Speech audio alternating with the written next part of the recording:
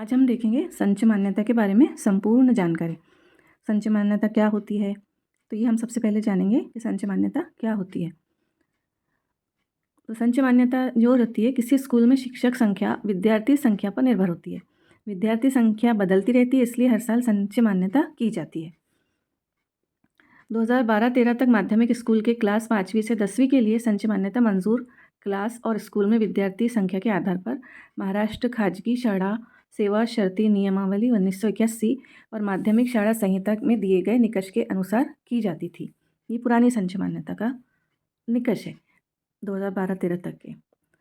तो ये खाजगी शाळा सेवा शर्ती के नियम के अनुसार की जाती थी, लेकिन 1 अप्रैल 2010 से राज्य में आरटीई एक्ट लागू होने के कारण संचय मान्यता के निकष बदल गए। तो उसके हिसाब से क्या हुई संचय मान्यता क्या हुई? 28 अगस्त 2015, 8 जनवरी 2016 और 2 जुलाई 2016 के जीआर के अनुसार संचय मान्यता के निकष तय किए गए। तो वो निकष क्या है ये हम देखेंगे। तो पहला निकष है संचय मान्यता का प्राथमिक स्कूल के बारे में। प्राथमिक स्कूल इयत्ता पहली से 5वीं या इयत्ता पहली से 4थी। तो स्कूल के कुल विद्यार्थी अगर 60 हो तो 2 शिक्षक होंगे। इसके बाद विद्यार्थी संख्या बढ़ने पर प्रत्येक 30 विद्यार्थी पर एक अतिरिक्त शिक्षक अपॉइंट होगा, यानी पहली, दूसरी, तीसरी, चौथी या 5वीं तक के। उसके बाद में 61 से 90 विद्यार्थी तक 3 शिक्षक होंगे और किसी भी माध्यमिक स्कूल में प्राथमिक की क्लास जुड़ी हो तो इयत्ता तीसरी, चौथी, 5वीं में एक क्लास में 20 विद्यार्थी हो तो उन क्लास के लिए अतिरिक्त शिक्षक पद मंजूर होंगे। अब दूसरा देख रहे हैं हम उच्च प्राथमिक स्कूल। ये है 5वीं से 7वीं या 6ठी से 8वीं। अब नई अगर शुरू हो रही है स्कूल उच्च प्राथमिक और अगर पहले साल सिर्फ 6ठी क्लास है तो 35 विद्यार्थियों के लिए 2 शिक्षक होंगे। पहली बार स्कूल शुरू हो रही है और 6ठी क्लास शुरू हो रही तो 35 विद्यार्थियों के लिए 2 शिक्षक। जो उच्च प्राथमिक स्कूल पहले से शुरू है, मतलब अभी नई शुरू हुई है, तो ऐसे स्कूल में तीनों क्लास मिलाकर 36 से ज़्यादा विद्यार्थी हो तो 3 शिक्षक पद मंजूर होंगे, यानी 5वीं, 6ठी, 7वीं या 6ठी, 7वीं, 8वीं ये 3 क्लास में अगर 36 से ज़्यादा विद्यार्थी हो तो 3 शिक्षक पद मंजूर होंगे। और अगर विद्यार्थी संख्या 105 से ज़्यादा हो तो 105 से आगे हर 35 विद्यार्थी पर एक शिक्षक पद मंजूर होगा। इन तीनों क्लास में अगर 105 से ज़्यादा विद्यार्थी हो गए तो आगे हर 35 विद्यार्थी पर एक अतिरिक्त शिक्षक मंजूर होगा। अब माध्यमिक स्कूल में इयत्ता 5वीं में 30 विद्यार्थी के लिए एक शिक्षक पद मंजूर होता है, लेकिन एक शिक्षक पद मंजूर होने के लिए कम से कम 20 विद्यार्थी होना ज़रूरी है। ठीक है, तो इसमें देखते हैं विद्यार्थी संख्या और देय शिक्षक। अगर 1 से 19 तक है तो 0 शिक्षक, 19 से 30, यहाँ गलती से 29 हो गया, 19 से 30 है अगर तो एक, इस तरह से देख सकते हैं आप। उच्च प्राथमिक स्कूल इयत्ता 6ठी से 8वीं, तो इयत्ता 6ठी से 8वीं तक के 35 विद्यार्थी के लिए 2 शिक्षक पद मंजूर होते हैं। माध्यमिक स्कूल के उच्च प्राथमिक की 6ठी से 8वीं क्लास के लिए 35 विद्यार्थी के लिए 2 शिक्षक पद मंजूर होते हैं। ठीक है, अब इसमें विद्यार्थी संख्या और देय शिक्षक है। 1 से 35 है तो 2 शिक्षक, 36 से 105 3 शिक्षक, 106 से 140 4 शिक्षक और 141 से 175 5 शिक्षक। अगर सिर्फ 8वीं क्लास है तो उसके लिए क्या निकष है? यानी माध्यमिक स्कूल में सिर्फ 8वीं क्लास हो तो 35 विद्यार्थी के लिए एक शिक्षक मंजूर होता है, लेकिन एक शिक्षक पद के लिए कम से कम 20 विद्यार्थी होना ज़रूरी है। तो इसके भी हम देखेंगे शिक्षक संख्या और विद्यार्थी संख्या। विद्यार्थी संख्या 1 से 19 पे 0 शिक्षक, 20 से 35 पर 1 शिक्षक, 36 से 70 पे 2 और 71 से 105 पे 3 शिक्षक पद मंजूर होते हैं सिर्फ 8वीं क्लास के लिए।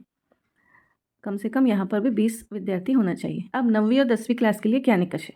9वीं और 10वीं क्लास के अगर दोनों क्लास मिला के कुल विद्यार्थी संख्या 40 से 120 हो तो 3 शिक्षक होते हैं और 120 से आगे 9वीं और 10वीं क्लास के लिए स्वतंत्र तरीके से प्रत्येक 40 विद्यार्थी के लिए एक शिक्षक पद मंजूर होता है।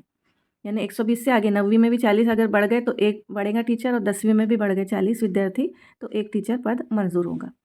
अब देखेंगे 9वीं और 10वीं के कुल विद्यार्थी 40 से कम हो तो 2 शिक्षक और 9वीं और 10वीं से कुल विद्यार्थी 9वीं और 10वीं मिलाकर 40 से ज़्यादा हो तो 3 और 120 विद्यार्थी संख्या से आगे स्वतंत्र तौर पर प्रत्येक 40 विद्यार्थी के लिए एक शिक्षक पद मंजूर किया जाता है। यानी 10वीं के 40 बढ़ गए तो एक और 9वीं के 40 बढ़ गए विद्यार्थी तो एक शिक्षक पद मंजूर किया जाता है। ये अब तक के निकष थे। अब नई माध्यमिक स्कूल खुल रही है तो सिर्फ 9वीं क्लास हो तो 40 विद्यार्थी के लिए 2 शिक्षक मंजूर होते हैं। नई माध्यमिक स्कूल खुली है और सिर्फ 9वीं क्लास चालू हुई अभी तो 40 विद्यार्थियों के लिए 2 शिक्षक पद मंजूर होते हैं। तो विद्यार्थी संख्या 1 से 39 0 शिक्षक और 40 से 80 2 शिक्षक 9वीं क्लास के लिए। और 80 विद्यार्थी संख्या से आगे प्रत्येक 40 विद्यार्थी के लिए एक शिक्षक मंजूर होता है। 80 से आगे बढ़ गए तो विद्यार्थी संख्या 40 के लिए एक शिक्षक और मंजूर होगा। ये निकष संचय मान्यता के लिए पिछले साल तक मान्य थे। इस वर्ष नई संचय मान्यता के हिसाब से शिक्षक भर्ती होगी। अभी नई संचय मान्यता आई मार्च में, तो उसके हिसाब से ये नई शिक्षक भर्ती होगी। तो इसके लिए भी अब जो एडवर्टाइज आई थी वो उसके हिसाब से होंगी।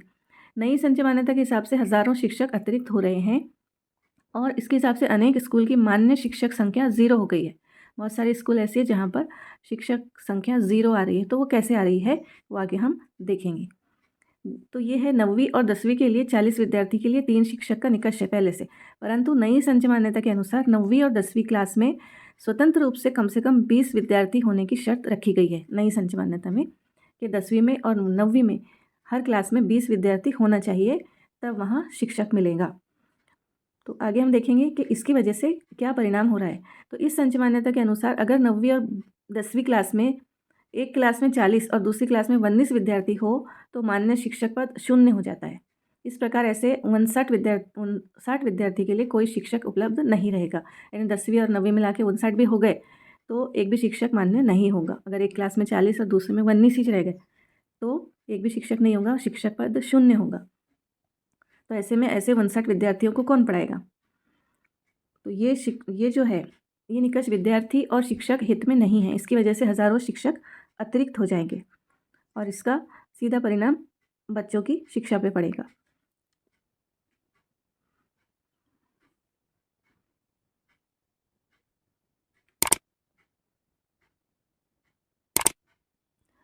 तो चैनल को सब्सक्राइब, लाइक और शेयर कीजिए। और अगर पुरानी या नई संचय मान्यता से रिलेटेड कोई सर्कुलर या जीआर चाहिए तो कमेंट करें।